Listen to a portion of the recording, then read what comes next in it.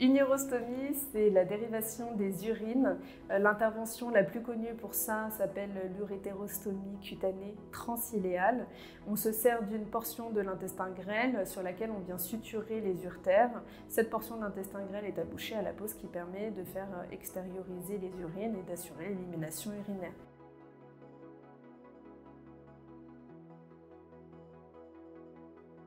La mise en place d'une stomie urinaire se fait la majorité du temps à cause d'une tumeur de la vessie qui doit être opérée ou de la prostate. Sinon, ça peut être à cause d'une tumeur de voisinage qui est venue envahir la vessie. Ça peut être un cancer gynécologique, enfin envahir la vessie ou l'urètre. Ça peut être un cancer gynécologique ou digestif ou autre cancer pelvien.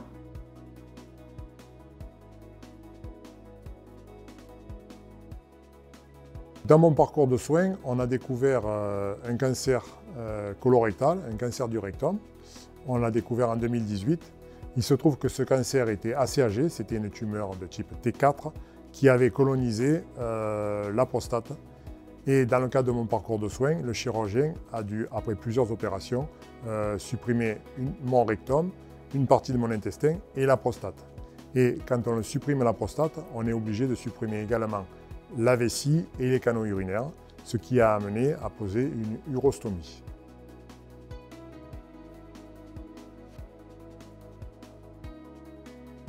Le principe est le même. Il y a donc un patch qui est autocollant, qui se colle sur la peau et qui permet de récupérer soit les urines, soit les selles. On va dire que la difficulté de l'urostomie est que le matériel doit être absolument étanche puisque les urines sont liquides. Les selles peuvent être plus ou moins moulées, mais en général, elles sont moins liquides que les urines. Le matériel que j'ai et qui m'a été mis à disposition est efficace et performant, et je dois dire que je n'ai pas de fuite particulière avec ce matériel.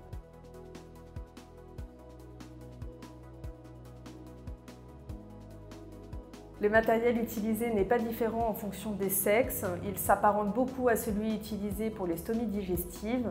La différence, c'est qu'il ne va pas y avoir de filtre pour filtrer les odeurs comme il y a sur des stomies pour évacuer les gaz. Il y aura un feuillet anti-reflux, c'est-à-dire qu'en fait, il y a une double poche qui fait que les urines vont toujours dans un sens.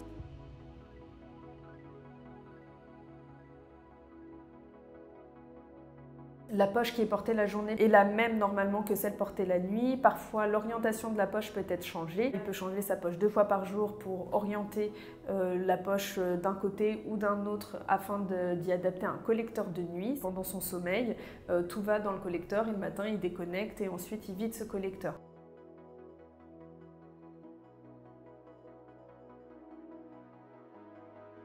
Pour changer sa poche d'urostomie, ce qui va être un petit peu difficile à gérer, ça va être l'élimination urinaire quasiment constante pendant le soin. Donc il y a des petits trucs et astuces à avoir. Il faut préparer le matériel à l'avance, prédécouper les poches. Comme ça, le soin se fait rapidement et il n'y a pas de perte de temps et du coup de risque qu'il y ait des urines et que du coup la peau soit mouillée, que le matériel adhère moins.